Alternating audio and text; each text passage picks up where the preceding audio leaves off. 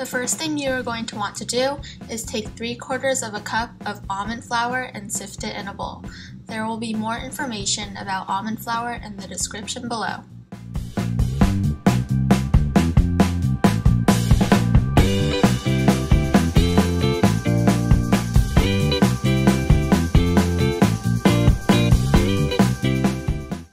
As you can see, not all of the almond pieces went through the sifter because they were too large, and you don't want large particles for the mixture, so you can just throw those out or do something else with it. With the almond flour, you're also going to mix in powdered sugar. You can sift this if you want, but I don't think it's necessary.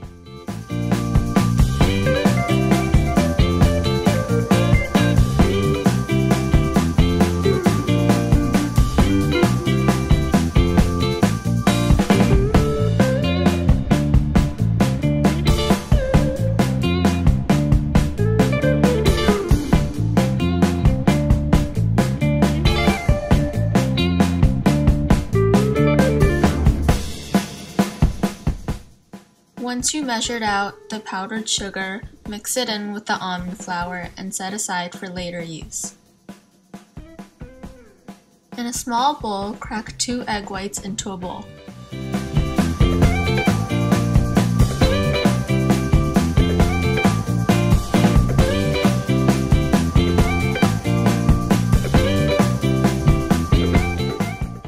You are going to want to use a hand mixer, and you are going to want to mix this for 2 minutes on low speed, or if your mixer uses numbers, number 1.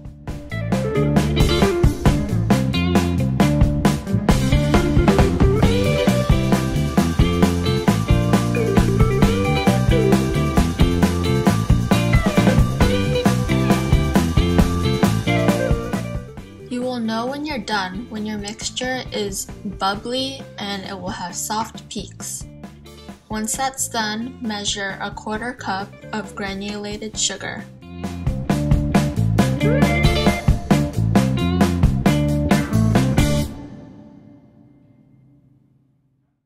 Continue mixing the egg whites for 3 minutes on speed 3 or medium while gradually adding in the sugar.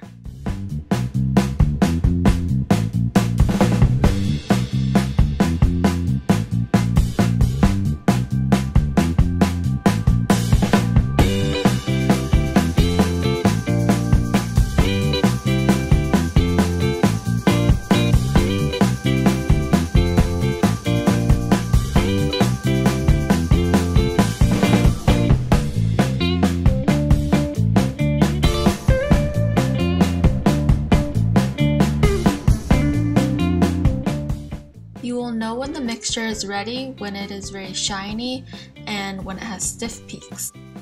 Take that mixture and add it into the dry mixture.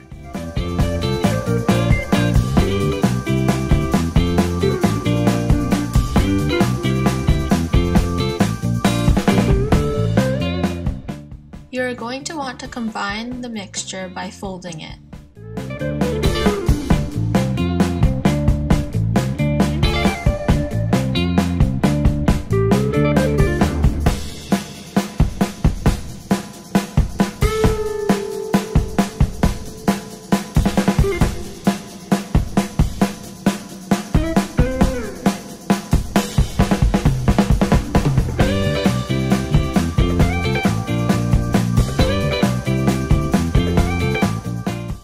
Once the dry and wet ingredients are combined, you're going to want to macaronage, which means squashing down the mixture to thin it out.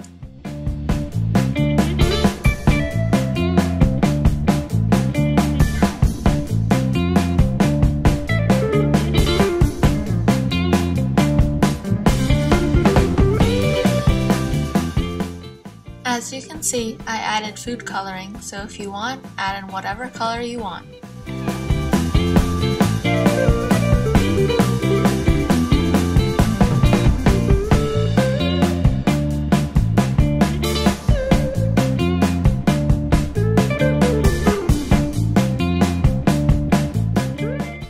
You'll know when the mixture is ready when it drips down like thin ribbons.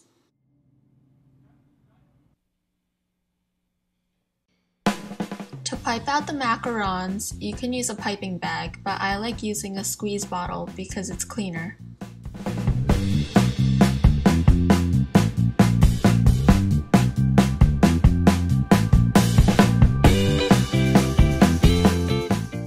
I'm using a macaron mold sheet, but you can just use parchment paper or a silicone mat. I suggest, if you don't have one of these, to draw out the little circles so that you'll have uniform sizes. You can tell that this is a good mixture because when you pipe out the macarons, they don't leave a little tip at the end and flatten out evenly.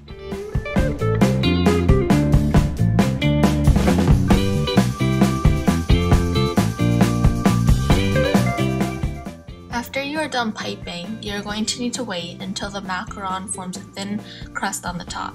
It depends on what environment you live in, and since it's cold where I am, it will take less time for the macaron to dry, only about 10 minutes. If you live somewhere warm, it may take up to 30 minutes. You'll know when it's ready to go into the oven when you touch the side and no mixture comes off. When you're ready, preheat the oven to 325 degrees Fahrenheit, and when that's ready, lower the temperature to 300 degrees. Then cook for 8 minutes and then flip around for another 8 minutes.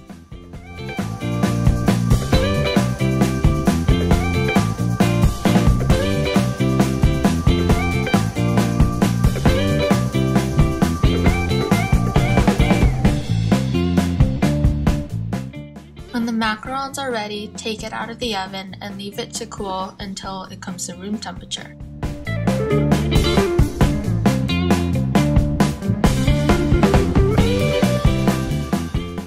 Next, you're going to want to remove the macarons from whatever sheet they were baking on, and as you could see, I was a little impatient and they didn't come off as easily as they could have.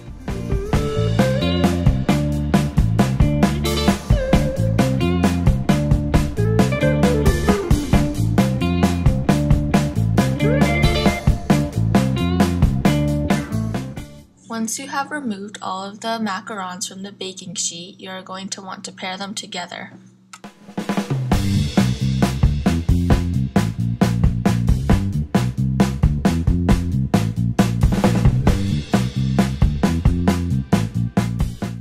For today, we're making a Nutella filling, but you could use whatever you want.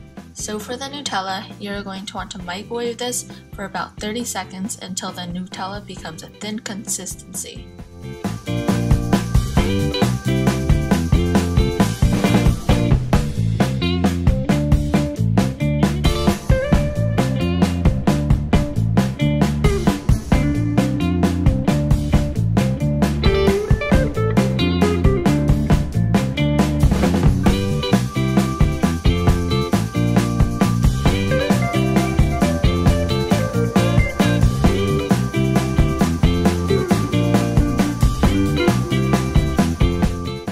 Next, I'm going to pour the Nutella into a piping bag.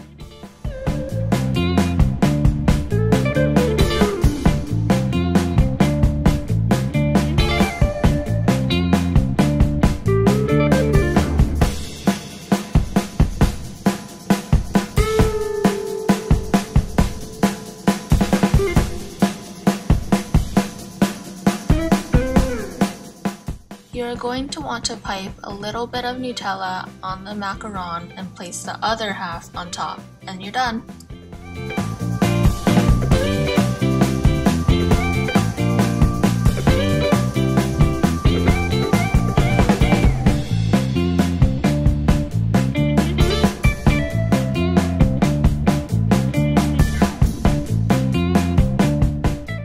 I suggest that you put the macarons in the fridge for at least 24 hours so that the flavors can absorb. Thank you for watching, guys, and I'll see you next time. Leave in the comments below what you want me to make next. Bye!